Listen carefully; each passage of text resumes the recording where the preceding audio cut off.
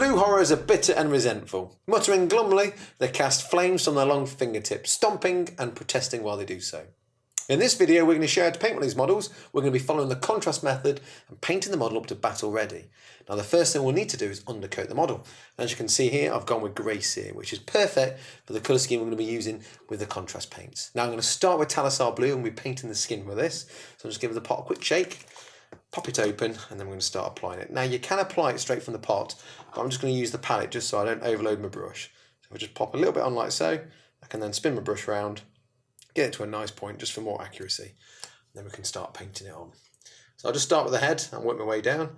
Now you will need to keep some areas grey sear. If you do find like you get some on like the bracelets here, just tidy back up with grey sear and do that with the flames and all the other details as well.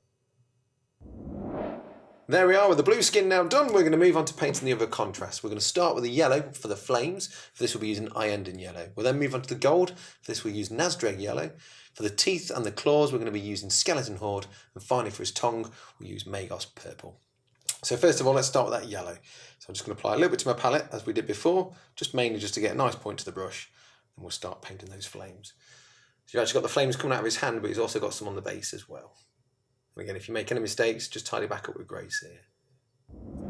With the flames done, we're now going to use Nazdreg yellow for any gold details. Again, just be neat, and if you do make any mistakes, just tidy back up with grey sear.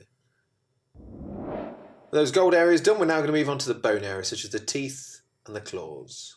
And for this we're using Skeleton Horde. With the teeth and claws now done, we're going to move on to painting his tongue, and for this we're using Magos purple. And there we go, with all the contrast paints now on, we're going to move on to applying some texture. And for this we're going to be using Aglan Badlands. Now I'm just going to grab my trusty texture tool. I'm going to start with a large spatula side. Just going to scoop some out like so, and then we're just going to start dolloping that actually onto the base.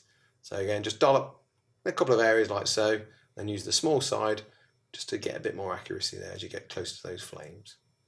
You want to leave it for about an hour to dry, and then you want to paint the rims with Steel Legion Drab. And there we are with the texture dry and the rim painted. This blue horror is battle ready.